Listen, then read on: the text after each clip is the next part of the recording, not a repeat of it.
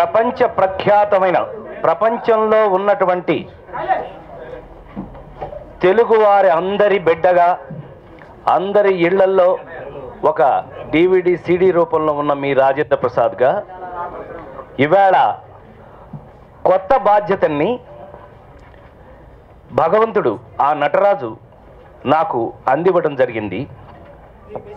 అయితే ఇది మామూలుగా జరిగిందా అనంటే ఎలా జరిగింది అని ఇప్పుడు నేను మొత్తం చెప్పాల్సిన ఎపిసోడ్ అంతా చెప్పాల్సిన అవసరం లేకుండా మా మీడియా మిత్రులు మా కంటికి మరీ కట్టొచ్చినట్టుగా మీ అందరికీ కూడా గత 15-20 రోజుల నుంచి మరి ముఖ్యంగా ఒక 25 రోజుల నుంచి మీకు మాకంటే మీకే ఎక్కువ తెలిసేటట్టుగా ఈ ఎపిసోడ్ని మొత్తం మీకు కళ్ళ ముందుకు పెట్టారు. అందుకనే చాలా ఆశ్చర్యపోతారు మీరు. మూవీ ఆర్టిస్ట్ మెంబర్స్లో మూవీ ఆర్టిస్ట్ అసోసియేషన్ మెంబర్స్ ఎంతమంది? 702 ఇద్దరే కదా. ఇప్పుడు ఓట్లేసిన వాళ్ళు 394 కదా.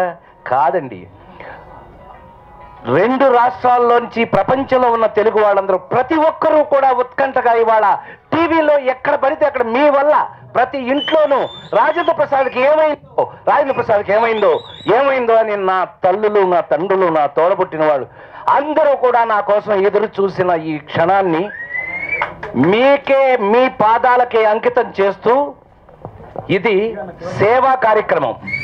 ఇది కేవలం సేవా కార్యక్రమం. మనం చేస్తానికి సేవ చేయడానికి వచ్చాం. ఇక్కడ ఇందులో నుంచి ₹1 కూడా పట్టుకెళ్ళటం కాదు. దయచేసి Suresh, movie artist association manager Suresh, ఈ రోజు నుంచి గుర్తుపెట్టి, ఈ రోజు కాదు ఈ క్షణం నుంచి మూవీ ఆర్టిస్ట్ అసోసియేషన్లో ప్రెసిడెంట్గా ఉన్నంత కాలం నాకు కనీసం టీ కూడా ఇవ్వద్దు ప్లీజ్, దయచేసి.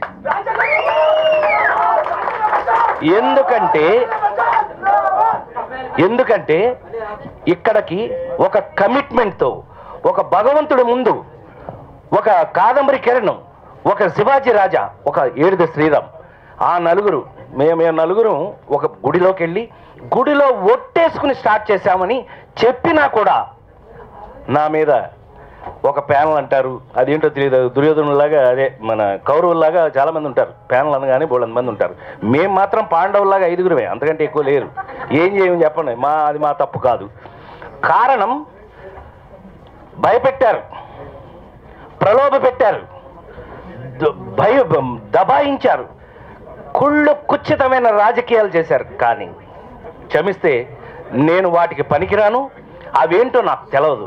అందుకేనేమో ఇవి ఎన్ని పరీక్షలు దాటుకుని ఇవాళ ఈ విధంగా ఎలక్షన్ ముందుకొచ్చాము, ఎన్ని పరీక్షలు తట్టుకుని ఇవాళ మేము ఈ విధంగా మీ ముందు నుంచోగలిగాము.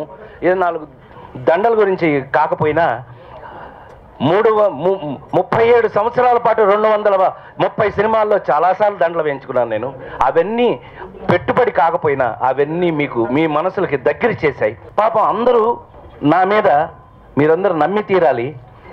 వీలైనన్ని అపవాదులు వేయడానికో లేకపోతే వీలైనంత నా పక్కన ఎవడన్నా ఉంటే వాడిని భయపెట్టి అర్జెంటుగా పారిపోయేటట్టు మీకు తెలుసు కాబట్టి వాళ్ళు కొత్తగా నేను చెప్పాల్సిన పని లేదు. కానీ ఒంటరిగా పోరాటం.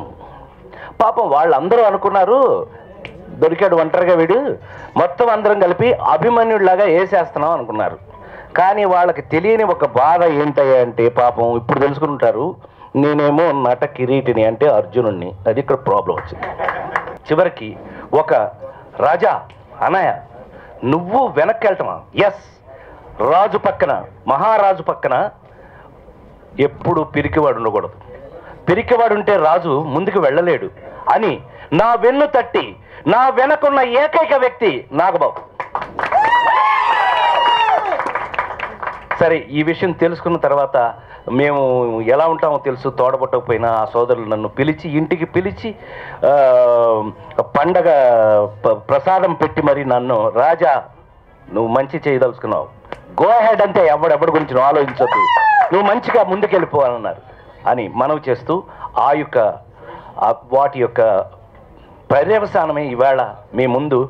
నిజంగానే చాలా ఆశ్చర్యపోయే విషయం ఏంటంటే, అంటే మామూలు మనుషులు అరిస్తే ఒకసారి తెలుస్తుంది, నటీనటులు అంటే మరి దేవతలు కదండి వీళ్ళు. మమ్మల్ని చూడగానే మీరందరూ ప్రసాద్ రా అంటారు కదా. అంటే ఏంటనమాట, మేమంటే మీకున్న ప్రేమ అలాంటిది. ఆ ప్రేమని ఏ మాత్రం గుండెల్లో ఉన్నా ఆ ప్రేమని పణంగా పెట్టి, ఆ ప్రేమతో పాటు నా ప్రాణాన్ని పణంగా పెట్టి బీదవాడనే నటులకు కానీ కష్టపడే కళాకారులకు కానీ పని చేయడానికి ఇవాళ వచ్చాను. నేనన్న ప్రతి మాటని చేసి తీరుతాను. లేకపోతే నాకు భగవంతుడు నటరాజు నాకు ఇచ్చిన ఈ పేరు అనవసరం. తప్పకుండా ప్రతి ఒక్కరికి కూడా ఏ మాట మర్చిపోయే అవకాశమే లేదు. దాటిన తర్వాత వేరే ఏదో మాట్లాడు నాకు అవసరమూ లేదు. ఎందుకంటే మీ దయ వల్ల, భగవంతుడి దయ వల్ల నటుడిగా ఇంకా మీ ముందు సన్నాఫ్ సత్యమూర్తిగానే ఉన్నాను. కాబట్టి నేను స్టిల్ ఆన్. నేను మీ ముందు ఎప్పుడు ఉన్నాను, ఉంటాను. కానీ సేవ చేసే అవకాశం మాత్రం తప్పకుండా మా మెంబర్స్ నాకు కల్పించారు. దానికి కారణం నా తమ్ముడు విజయ్ యాదవ్ లాంటి వాళ్ళు. ఒక్కళ్ళు కాదండి, పేరున విజయ్ చంద్ర గారు. అట్లా పేరున నేను చెప్పాలి అని అంటే ఇప్పుడు మనకి బహుశా మీ అందరికి ఆకలేస్తున్నట్టు తిట్టుకుంటారు నన్ను.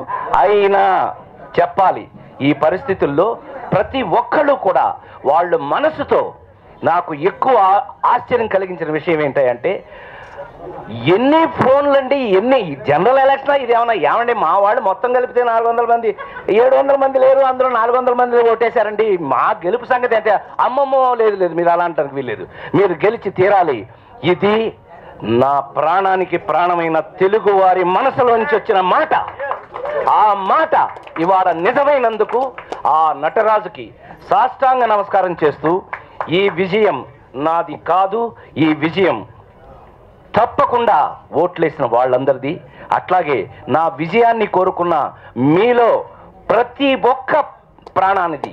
మీ అందరికీ కూడా సాష్టాంగ నమస్కారం చేస్తూ,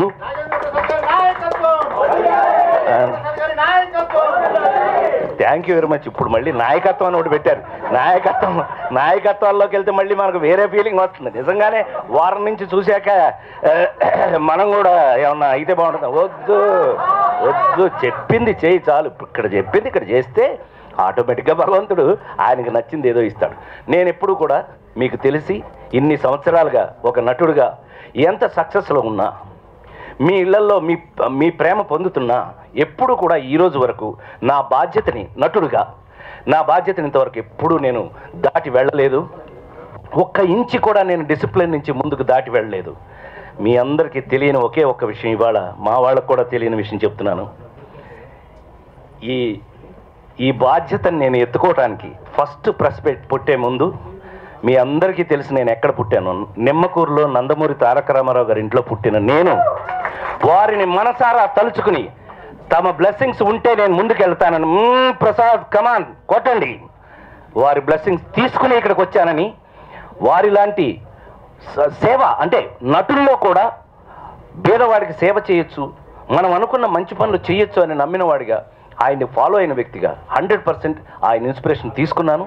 ఈవేళ అలాంటి పరిస్థితుల్లో మీ అందరి ముందు ఈ గెలుపు 1 ఓటు 2 ఓట్లు తేడా ఉన్న సరే గెలిపే. కానీ ఇవాళ ఇంత మెజారిటీతో గెలవటం అనేది మూవీ ఆర్టిస్ట్ అసోసియేషన్లో ఎప్పుడు జరగలేదు, హిస్టరీలో లేదు అనే విషయాన్ని అది వారికి వదిలేస్తూ, తప్పకుండా అంటే ఓట్లు ఎక్కువ మంది వచ్చి వేశారు అని అంటే ఎక్కువ మంది నన్ను పని చేయమని కోరుకుంటున్నారు అనేది 100% నిజం అని నమ్ముతూ నన్ను నా ప్రాణాన్ని పణంగా పెడుతూ మీకు కావాల్సినవన్నీ తప్పకుండా మేము ఇచ్చిన మాటలన్నీ నెరవేరుస్తామని 100% మీ అందరి ముందు సవినయంగా మనవి చేస్తూ, ఈవేళ నుంచి అంటే ఈ క్షణం నుంచి నేను మూవీ ఆర్టిస్ట్ అసోసియేషన్లో ప్రతి మెంబర్కి సేవకుణ్ణి. మీ సేవకుడికి మీరు ఎప్పుడైనా సరే ఎలాగైనా సరే ఇదిగో చొక్కా పట్టుకుని అడగచ్చు, అవసరమైతే లేదు ఇదిగో ఇందాక శివాజీ గారు పెట్టినట్టు ముద్దు పెట్టచ్చు, లేదా ఇందాక ప్రేమ ఎక్కువైపోయి నన్ను నలిపేసినట్టుగా నలిపేయచ్చు. ఎలా చేసినా కూడా నేను మీ వాడిని మంచి చేయడానికి వచ్చాను. అందరూ నా మిత్రులందరూ కూడా చాలా ఖచ్చితంగా ఇంత ఆనందం పొందుతారన్న విషయం నాకు తెలుసున్నట్టయితే నేను ఎప్పుడు ఎలక్షన్లో ఉంచునే ఉంటాను. నాకు ఈ విషయం తెలియదు. ఏది ఏమైనప్పటికీ నవ్వు మా జన్మ హక్కు కాబట్టి మేమందరం ఎక్కడున్నా హాయిగా నవ్వుకోవాలి అనేది, కష్టంలో కూడా మేము 10 మందికి సహాయం చేయడంలో కూడా ఈ నవ్వును వదలదని మాలాగా అందరూ మూవీ ఆర్టిస్ట్ అసోసియేషన్ మెంబర్స్ అందరూ కూడా ప్రతి ఒక్కళ్ళు కూడా నవ్వుల పువ్వులతో జీవితం ముందుకు వెళ్ళాలని మనస్ఫూర్తిగా కోరుకుంటూ మీ అందరి దగ్గర సెలవు తీసుకుంటున్నాను. Thank you very much.